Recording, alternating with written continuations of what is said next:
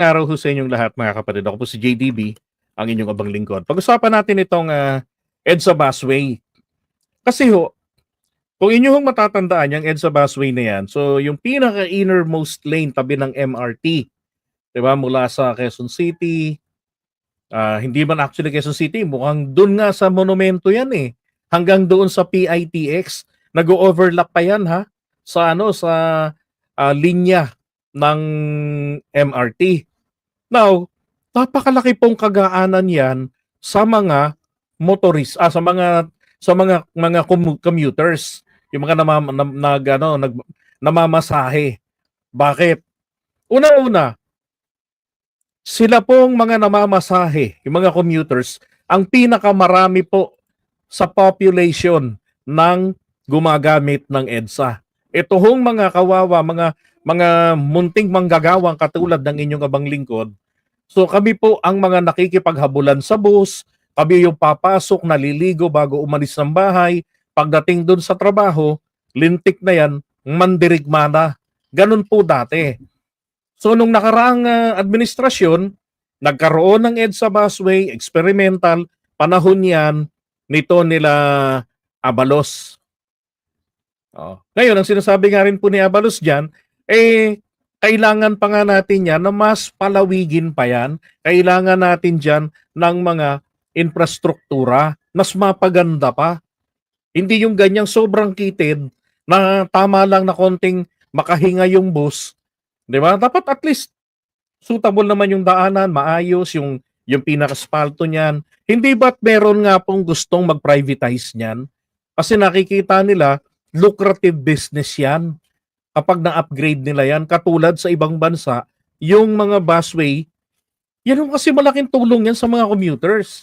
Abay, kung bakit ba naman tong dalawang ulaga, ito hong MMDA chairman natin si Artes, at saka ito pong isa pang ulaga na si John Vic Rimulya. Sabi ko sa inyo, tong dalawang Rimulya sa administrasyon ni PBBM pasaway.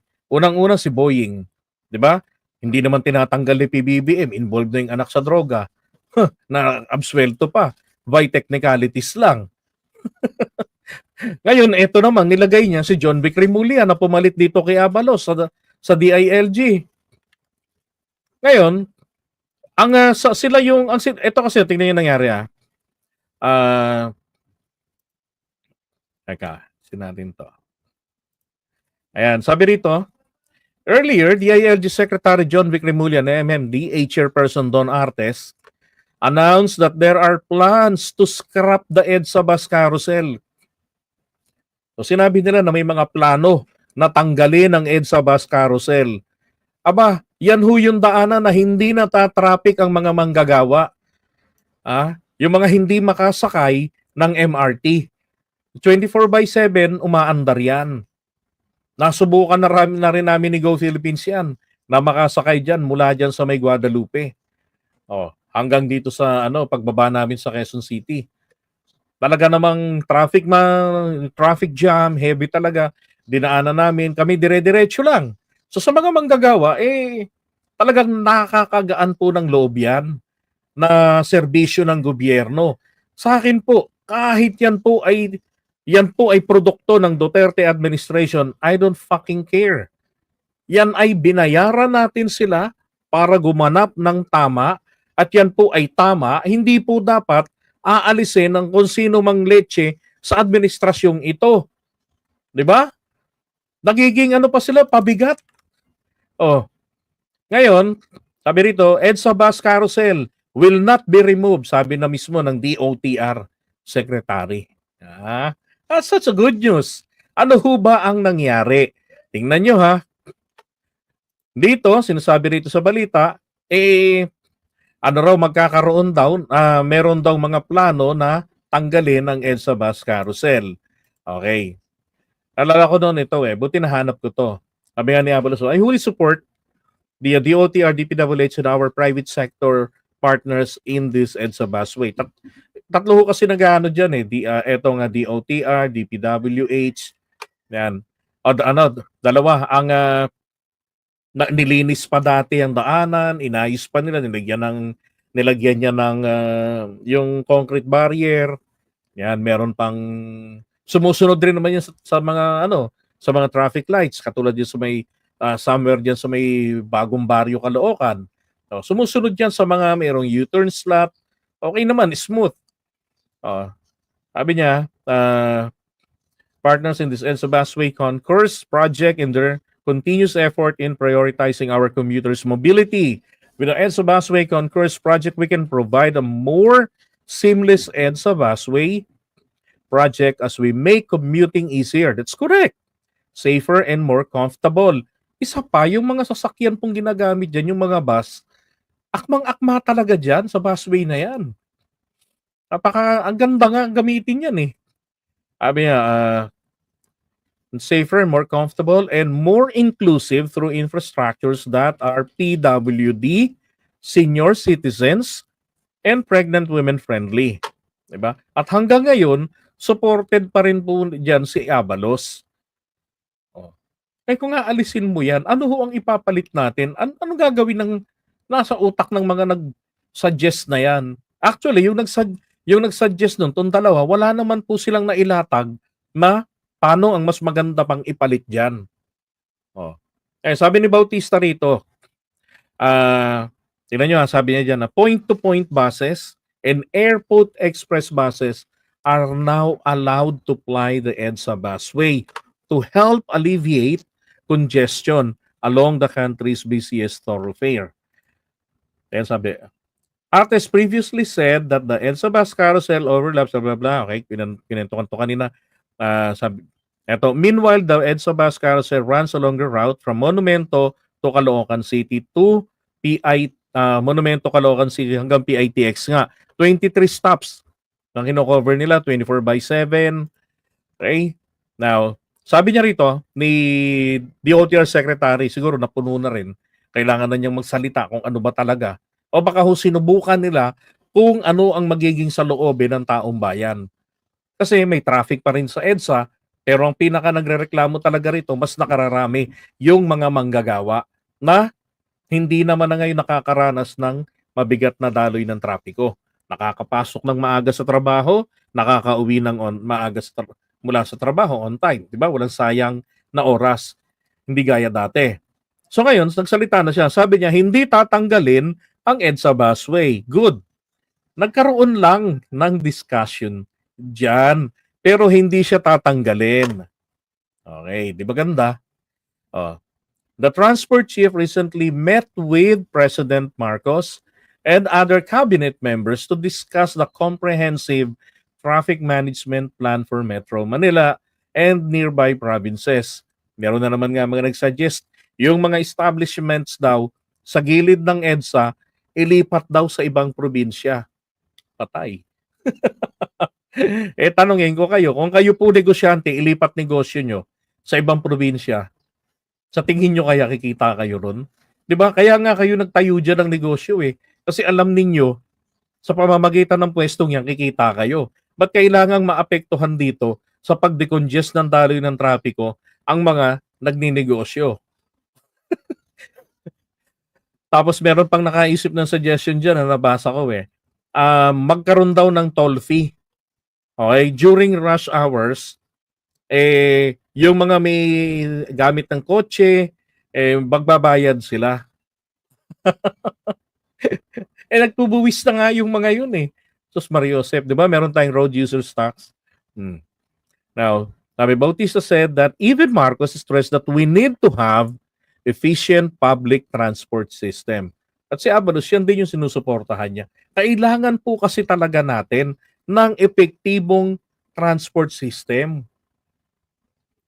Yung problema rito sa atin, kapag ka mainit po yung usapin, ito yan eh, ilang beses na pong nasolusyonan ang problema dyan. Dyan sa EDSA. Panahon ni dating Pangulong Duterte, na i-content ko pa yan, na-try ko pa yan. Yung challenge nga na in 5 minutes mula ron sa may Ortigas, baka karating ka ng Makati. Nagawa ko yun. Nakarating ako ng 5 minutes, nandun ako sa Makati, sa Buendia, sa may Shell gasoline station, stasyon ng MRT. 5 minutes. Nangyari yun. Hindi gabi yun, araw yun. Kaya. Bakit? Kapag hindi na pinag-uusapan, ito na yung problema natin. 'Di ba? Alam niyo ho kasi ang problema natin, ito eh. Ako hindi ako naniniwala na yung mga mall ang dahilan ng pagbabara ng trapiko diyan eh. Kung titignan niyo ho kasi yung sistema ng pagpapadaloy ng trapiko, ha? Dito sa may Mega Mall, wala nang problema diyan. 'Di ba? May sarili silang babaan. Doon nga sa ilalim ng tinatrabahuan ko sa Concentrix. Oh, may sakayan doon ng mga pasahero ng bus, mga provincial bus, ganyan, meron din. Tapos, yung dito sa may SM North EDSA, sa North Avenue, doon ang may nakikita akong malaking problema. Kasi masyadong malapit yung pumapasok doon, yung kumakaliwa kanan, pagkagaling ng North Avenue. Ah, North Avenue ba yun o East Avenue? Ano, North Avenue pala, layo ng East Avenue. Na North Avenue, kakanan sila. And apparently, yung iba, hindi po bastang kakanan lang. Kakaliwa pa sila papunta doon sa U-turn slot. Oh, malapit-lapit ang U-turn slot eh. Problema yun doon. Hindi na rin naman po akma siguro kung lalagyan pa yan ng flyover para sa mga kakanan. Ang pinakamaganda diyan sa tingin ko, tulad dati, ilayo nila yung U-turn slot, 'di ba? Tapos doon sa tawag dito, doon sa ibang mga sasakyan, magkaroon na ng mga guide sa kalsada no kung kayo'y pupunta rito, ang daan pwede kayo rito sa may Quezon Avenue. Oh, pwedeng gano'n. Tapos pasok kayo sa mga small streets. Doon ho yung isang nakita kong malaki ang problema diyan, yung pagtawid, yung mga tumatawid ng sasakyan. Tapos makita mo yung traffic enforcer, ando nakatago, 'di ba? Hindi na kung tutuusin problema yung construction dun eh. Yun yung problema ron yung pagdaloy, yung lulusutan nila. Tapos yung mga kalsada pa natin, ang lawak ng EDSA, ang problema natin, eto, ha? Pagkanan mo, diyan sa may Trinoma, ang kitid ho ng kalsada, parang imbudo. Yung mga kalsada natin, ang laki ng volume. Tapos kikitid yung lulusutan. Parang yung ugat sa katawan ng tao, 'di ba? Kaya pumuputok kasi yung kanyang dadaluyan masikip. Eh lulubot puputok nga yun, mai-stroke yung tao kaya inaatake sa puso. So sa kalsada ganun din. Parang nababarahan ng dugo, nai-stroke yung daanan. 'Di ba? Yung traffic enforcer nando'n nakatago na dapat nagmamando ron. Oh. So yung mga commuter, yung mga ano tuloy, yung mga drivers, nako. Tapos yung traffic light pa, tangina kukurap-kurap na naka-orange. Ay, sus Mariosep. Dapat pagka ganyan, may traffic enforcer palagi doon. 'Di ba? Tapos doon sa kabilang dulo, nagraradyo sila kung pwede nang magpakawala rito. Kung maluwag na ba kayo ron? May coordination. Wala eh. Ito yung sinasabi ko palagi. Bakit kapag ka nagbago tayo ng presidente, nagkakaleche-leche uli ang mga sistema ng ating bansa? 'Di ba? Oh, nagkakaproblema tayo sa mga presyo ng mga bilihin, nagkakaproblema tayo sa daloy ng trapiko, nagkakaproblema tayo sa supply ng mga pagkain. Ano ang problema? Nasaan ang problema doon? 'Di ba? So meron talagang mali. Ngayon naman ang sinasabi nila kapag ano raw, aalisin naman din daw 'yan. Yang busway na 'yan. Sabi rito ni ah, John Vic Remulla and Artes also met with the president to discuss the said plan. However, they offered contrasting viewpoint. Wow, nagmagaling.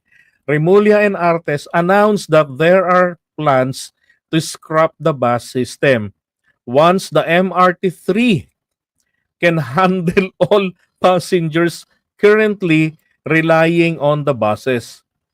It's part of their grand scheme to address EDSA notorious traffic. Ang EDSA 3, ang MRT3, kung doon nagkakamali, ito yung lumulusot sa tawag dito, lumulusot sa north, 'di ba? From Commonwealth, elliptical, lumulusot diyan. Oh, kapagka kaya na raw i-handle. Unang-una, dapat ngayon pa lamang meron na silang magandang ano diyan sistema. Ilayo kasi nila dapat yung U-turn. Hindi yung ganyan. Ang magkaroon po tayo ng U-turn sa malawak na parte ng EDSA. O kaya naman, kung hindi tayo mag-U-turn diyan, 'di ba? Yung mga sasakyan papasukin po somewhere doon malapit diyan sa may SM North EDSA. Meron diyang meron diyang crossing bago ka dumating ng Muñoz. Oh, di po pwede sila doon na kumanan. Tingnan ninyo yung Muñoz, hindi na po ngayon nagbabara ang traffic doon na dati laging nagbabara. Hindi na, bakit? Mismong yung crossing nun, bawal ng pasukan Kasi ano problema ron, yung mga balahurang jeepney driver na hihinto sa kanto. Tapos yung traffic enforcer nasa bananakyuhan.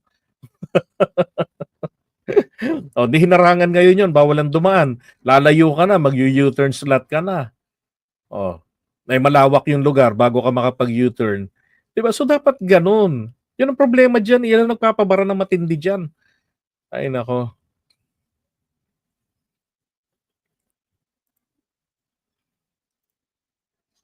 Yan, di dapat pigilan yung nag-functioning system.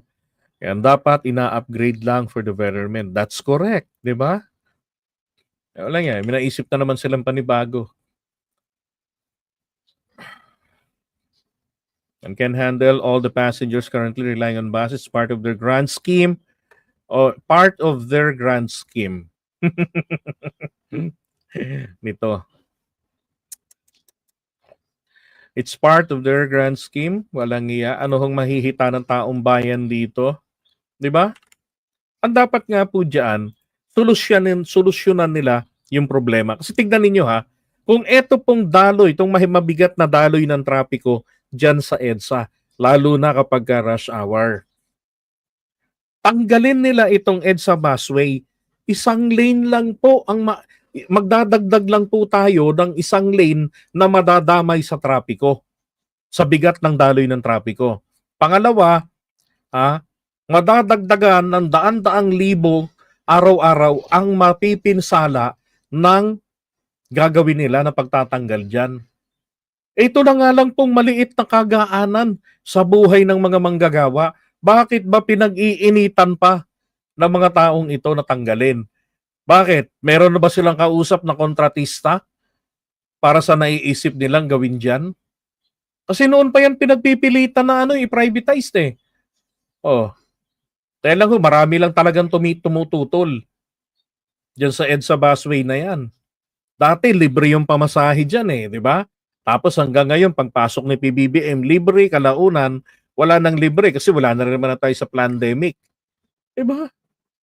Nako, tingin ko rito, dapat tanggalin ng Pangulo rito yung dalawang Remulla sa administrasyon Ay Mariosep. Pangit namang sabihin, dapat si Abalos yung ibalik. O ibalik doon sa MMDA. Ay nako. Ano na lang yan pagandahin yung EDSA busway, i-improve yung itsura niyan. Bigyan ng sapat na training, ng kaalaman, etong mga enforcers dyan. At alisin dyan ang Philippine Coast Guard, ilagay nyo yung mga deputized ng LTO na mga traffic enforcer ng MMDA. No, yung Coast Guard, ilagay nyo sa kung saan sila talaga nararapat ilagay. Ay nako.